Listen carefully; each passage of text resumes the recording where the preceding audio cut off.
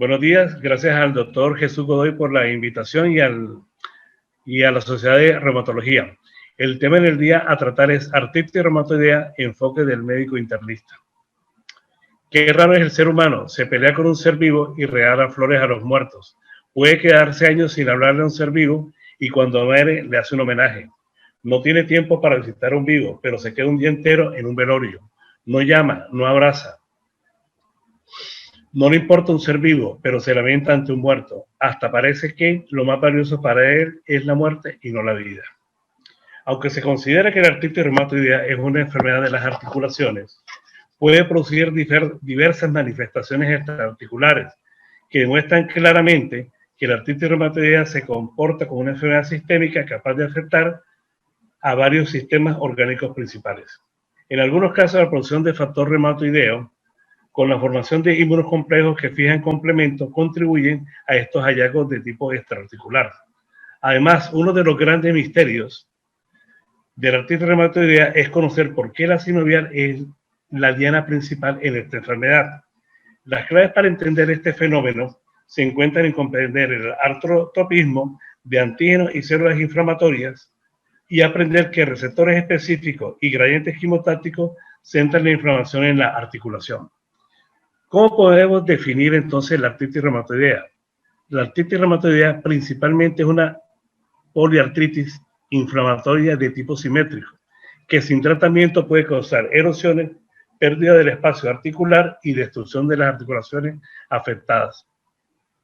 La artritis reumatoidea causa morbilidad significativa y aumento de la mortalidad. En raras ocasiones, la artritis reumatoidea es autolimitada, pero con mayor frecuencia resulta crónica, incapacitante y a veces se relaciona con manifestaciones de tipo sistémico. En cuanto a la epidemiología, ¿qué tenemos? A nivel de la población mundial, afecta entre el 0.5 al 1% de la población mundial. La relación hombre-mujer es de 3 a 1 hasta los 60 años. A partir de los 60 años, esta relación se vuelve igual, tanto para mujeres como para hombres. Los estudios genéticos han mostrado que hay ciertos epítopes compartidos y un grupo de ellos relacionados con los alelos DR4 y DR1 del complejo mayor de histocompatibilidad de clase 2. Esto hace que se aumente la susceptibilidad a la artritis reumatoidea. En cuanto a la prevalencia, tenemos que a nivel de Estados Unidos y Canadá afecta entre el 0.8 al 1.1% de la población. Existe un grupo de nativos americanos, los indios Pima, que en el grupo este se observa una prevalencia hasta el 5.3%. A nivel de Europa, lo que es Bélgica, Finlandia, Noruega, Francia, Inglaterra, se da entre el 0.5 al 1% de la población. En cuanto al continente africano, tenemos que principalmente la prevalencia es baja, entre un 0.15 a un 0.35 de la población, con excepción de la República del Congo, donde observamos una prevalencia hasta el 0.9%. A nivel de Latinoamérica se tienen estudios principalmente en Brasil, Argentina y Colombia. Tanto en Argentina como en Colombia tenemos que la prevalencia es del 0.9% y estudios en Brasil muestran que la prevalencia es del 0.45%. Finalmente tenemos a China, que tiene una prevalencia del 0.3%. En cuanto a la fisiopatología de la artritis reumatoidea, aunque se desconoce la etiología de la artritis reumatoidea, hay avances importantes en la comprensión de cómo el proceso inflamatorio provoca la destrucción de las articulaciones. Las pruebas respaldan una activación inicial de las células T, desencadenada por un antígeno desconocido que provoca la inflamación y destrucción articular. La artritis reumatoidea se caracteriza por una inflamación sinovial, por hiperplasia y aumento de la vascularidad, y la formación de un panus. A nivel de membrana sinovial se observa una infiltración leucocitaria, un aumento de expresión de las moléculas de adhesión, enzimas proteolíticas y citocina, aparece el factor de necrosis tumoral alfa y las interleuquinas. Entre ellas están la 1, la 6 y la 17.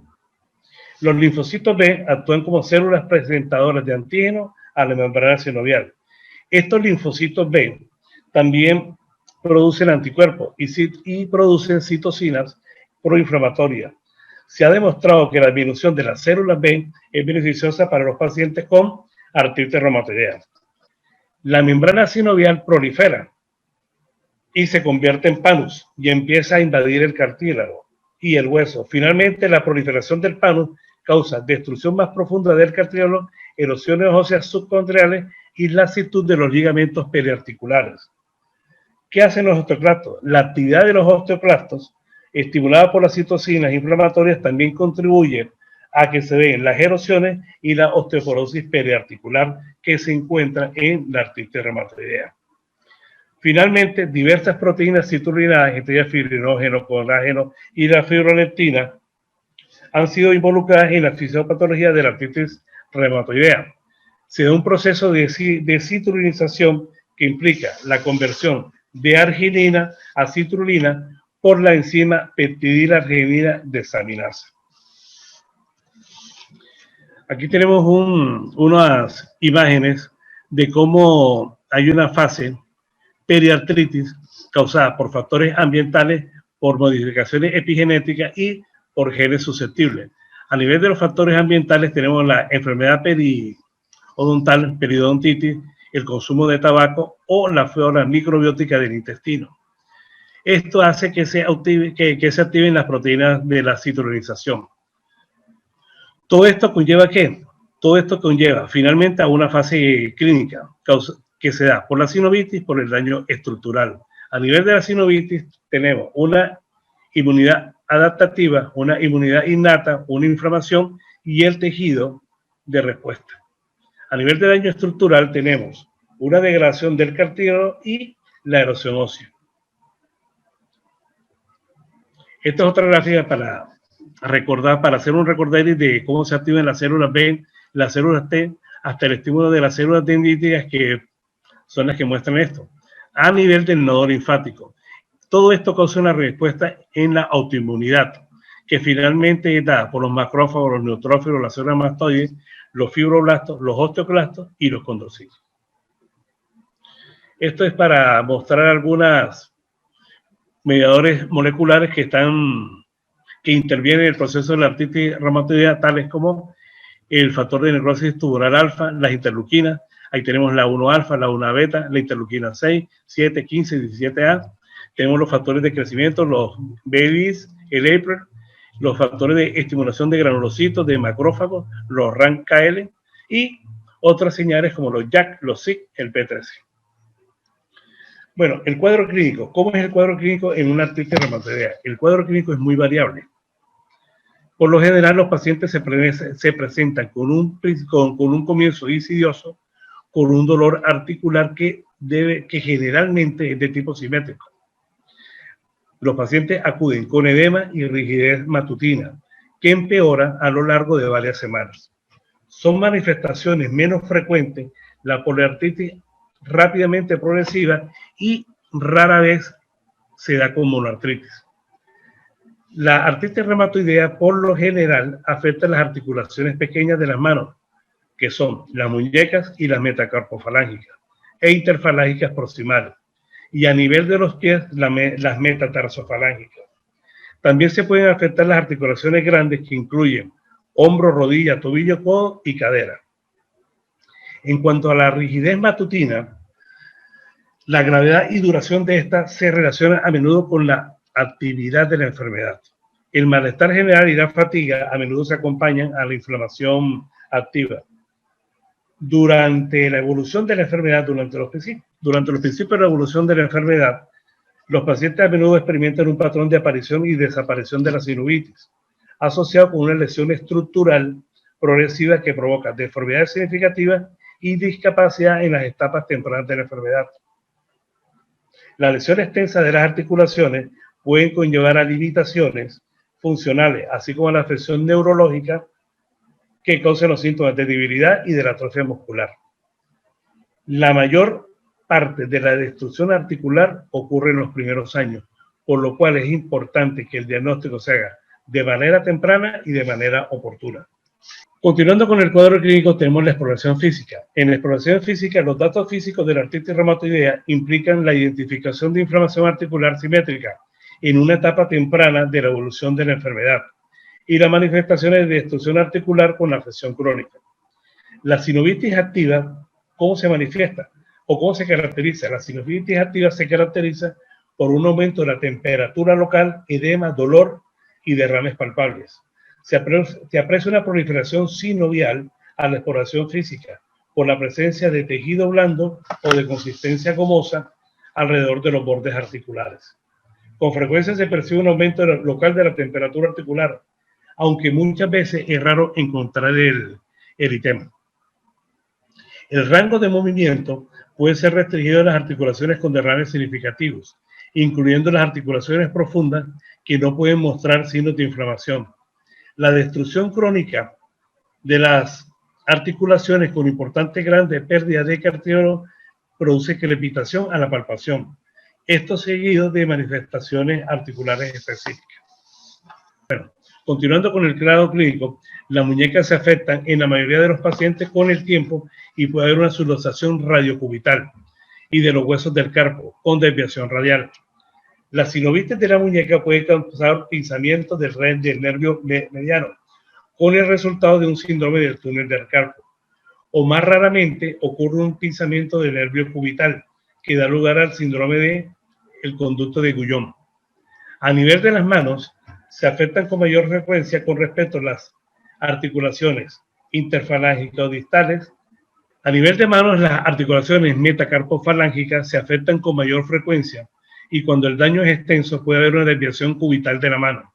Las articulaciones intercampofalángicas proximales se afectan con mayor frecuencia con respecto a las intercampofalángicas distales. La inflamación crónica con destrucción de los tendones circundantes puede provocar deformidades en pulgar en forma de seta, en cuello de cisne o en ojal. La flexión del codo se hace evidente por la pérdida de extensión de la articulación radioveral, con tendencia de los pacientes a mantenerla en flexión. Con el tiempo esto puede provocar contracturas de flexión. Además, la inflamación da lugar a una neuropatía del nervio cubital con parestesia y debilidad del área de inervación. A nivel de los hombros, se suele manifestar pérdida del rango de movimiento principalmente, con disminución de la abducción, limitación de la rotación y además en estas articulaciones es difícil apreciar derrames debido a que la articulación del hombro va hacia abajo el manguito rotador. El dolor en el hombro puede causar un rango de movimiento limitado y puede desarrollarse rápidamente una casulitis adhesiva del hombro o un hombro congelado. La afección de la columna cervical por la artritis reumatoidea es muy frecuente. La inflamación con afección de la apófisis odontoides, masas laterales y tenosinovitis del ligamento transverso a veces provoca una inestabilidad cervical a nivel de C1 y de C2. La afección de la cadera por la artritis reumatoidea es rara y los síntomas suelen ser tardíos. Cuando está presente, los datos de exploración física incluyen un rango menor de movimiento y dolor que se irradia a la ingle, al muslo, al glúteo, a la zona lumbar o inclusive hasta la rodilla. A nivel de la rodilla, los derrames pueden ser detectables. Se encuentra un engrosamiento de la sinovial, puede causar una inestabilidad y la herniación posterior de la cápsula posterior. A nivel de la rodilla, se incluyen derrames puede incluir la presencia de derrames detectables y engrosamiento de la sinovial. A nivel de la rodilla, la afección de la rodilla incluye derrames detectables y engrosamiento de la sinovial. La inflamación prolongada puede prolongar una inestabilidad significativa. La herniación posterior de la cápsula sinovial causa un quiste popliteo, conocido como quiste de Baker, y la rotura de esto puede simular un cuadro de una tromboflebitis o una trombosis venosa profunda. Debido al soporte del peso, la afección del pie y del tobillo por la artritis reumatoidea a menudo produce síntomas. Las articulaciones más frecuentes afectadas incluyen las metatarsofalángicas, las astragaloescafoideas y la del tobillo. Las articulaciones metatarsofalángicas pueden presentar deformidades en martillo, con subluxación de los coincidentes grasos que causan dolor a la deambulación. La inflamación de las articulaciones astragaloescafoideas y del tobillo causan la eversión del pie y pueden producir además pinzamientos nerviosos dado por resultado parestesias a nivel plantar. Otras manifestaciones de la artritis reumatoidea incluyen manifestaciones de tipo extraarticular, Solo para nombrarlas, puede ser, a ver, de tipo cutáneo, ocular, pulmonar, neurológicas, cardíacas, gastrointestinales, renales, hepáticas y hematológicas. En cuanto a los criterios diagnósticos implican que para diagnosticar una artritis reumatoidea se necesitan pruebas de laboratorio, las manifestaciones clínicas y manifestaciones de tipo radiológico. En cuanto a los criterios diagnósticos, vamos a tener en cuenta lo de las ASR EULAR 2010 para la clasificación de la artritis reumatoidea. Cuando ya está la artritis reumatoidea establecida, estos criterios tienen una sensibilidad del 91 al 94%, con un 89% de especificidad.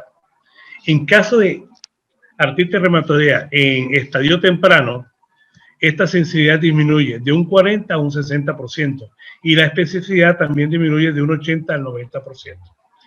¿Qué tienen en cuenta los criterios del ACR EULAR para la artritis reumatoidea? Tienen, primero, la distribución del número de articulaciones. Tienen la serología, tienen la duración de los síntomas y los restantes de fase aguda. Todo esto da un puntaje. Todo esto sumado, por ejemplo, la distribución de las articulaciones, la serología, la duración de los síntomas, debe dar un puntaje mayor o igual de 6. Un puntaje menor o igual a 6 no quiere decir que el paciente no pueda tener una artritis reumatoidea. Este paciente puede entrar posteriormente a valoración y detectar si desarrolla o no una artritis reumatoidea. ¿Para qué se centran los criterios diagnósticos? Esto centra la importancia en el diagnóstico temprano y en el tratamiento oportuno. ¿Por qué? Para prevenir o disminuir al mínimo la aparición de síntomas o de secuelas indeseables. En cuanto a los diagnósticos diferenciales, tenemos poliartritis de tipo antiinflamatorio simétrico, tales como el lupus, artropatía psoriásica o artritis vírica, principalmente por los parvovirus o la hepatitis B y C. En cuanto a la artritis inflamatoria menos simétricas, tenemos principalmente que son monoartrosis. Tenemos la gota, la pseudogota, artritis infecciosa, las espondiloartropatías, la enfermedad de Still de inicio en el adulto. Y además no debemos confundir los trastornos de poliartritis no inflamatoria con la artritis reumatoidea, tales como la fibromialgia, osteoartrosis, el cáncer, el hipo o el hipotiroidismo o el hiperparatiroidismo. Otros diagnósticos diferenciales son el reumatismo palindrómico, Fabián. En cuanto a las pruebas diagnósticas, las pruebas diagnósticas se basan principalmente en pruebas de laboratorio e imagenología. Todo paciente que inicie con cuadro de artritis reumatoidea debemos tener un hemograma, electrolitos, una función hepática que incluya transaminasa, fosfatasa alcalina, una creatinina para valorar la función renal, una glucemia. ¿Por qué una glucemia y una hemoglobina glicosilada? Una de las piedras, voy adelantando ya el tema, una de las piedras para tratamiento, aparte de los AINES, son los glucocorticoides. Muchos pacientes tratados con corticoides tienen riesgo de aumentar las cifras de glicemia y por ende debemos conocerla. Uroanálisis. Se debe pedirle a todo paciente un factor reumatoideo y unos anticuerpos anticitrulina. Todo paciente con cuadro de una artritis o con sospecha de artritis reumatoidea que tenga un factor reumatoideo negativo, se le debe repetir dentro de los 6 meses hasta los 12 meses o hasta los 2 años. ¿Por qué? Porque se ha comprobado que el 50% de los pacientes con factor reumatoideo negativo a los 6 meses positivizan el factor reumatoideo y el 85% de los pacientes positivizan el factor reumatoideo a los 2 años. Una vez positivo el factor reumatoideo, no tiene por qué realizarse más. El factor reumatoideo tiene una sensibilidad del 66% y una especificidad del 82%. Los anticuerpos anticitrulina tienen una sensibilidad del 70% y una especificidad del 95%. 35% de los pacientes con factor reumatoideo negativo tienen anticuerpos positivos anticitrulina. Y del 10 al 15% de los pacientes que tratamos con artritis reumatoidea son negativos tanto para factor reumatoideo como para anticuerpos anticitrulina. Pacientes con artritis reumatoidea tienen el 20 al 30% de los títulos positivos, de los títulos positivos bajos para anticuerpos antinucleares.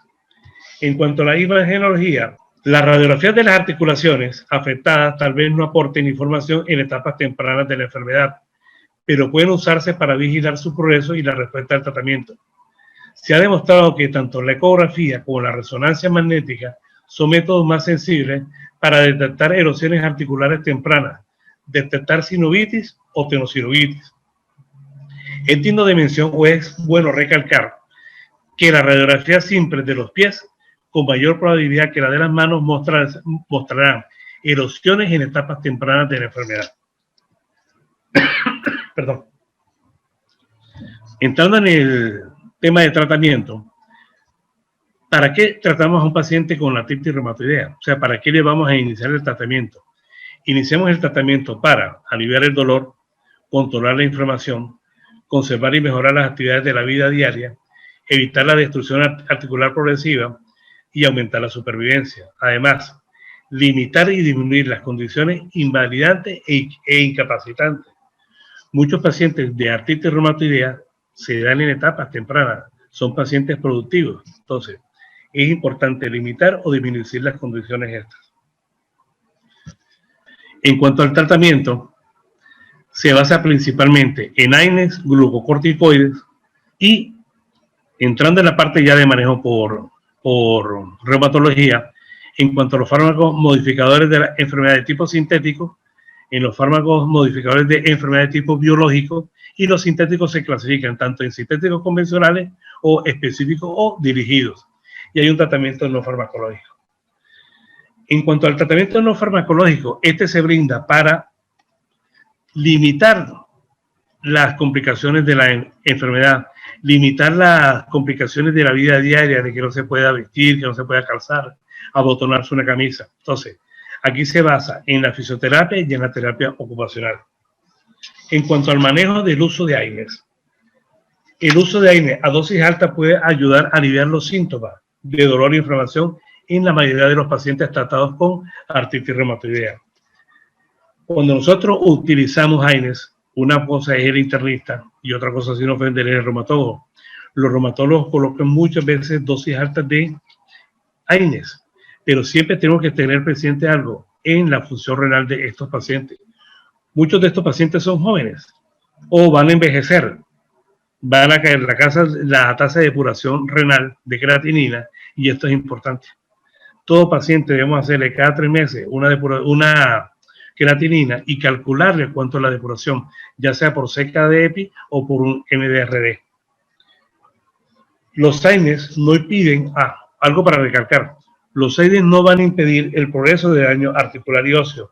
Por lo tanto, dentro de las estrategias terapéuticas actuales, se recomienda el uso de un AINE en combinación con un fármaco modificador de enfermedad al inicio del tratamiento.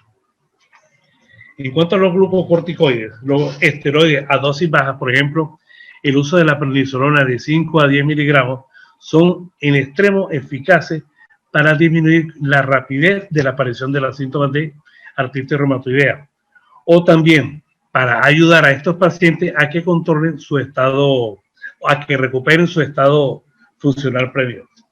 Desafortunadamente, los ciclos breves de corticosteroides orales producen solo un beneficio provisional, y a menudo requerimos el tratamiento crónico para mantener el control de los síntomas.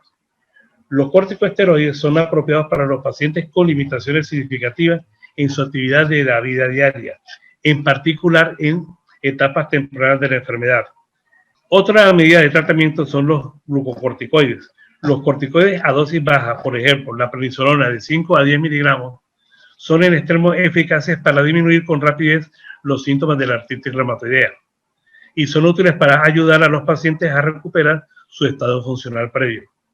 Desafortunadamente, los ciclos B de corticosteroides orales producen solo un beneficio de tipo provisional y a menudo se requiere el tratamiento crónico para mantener el control de los síntomas.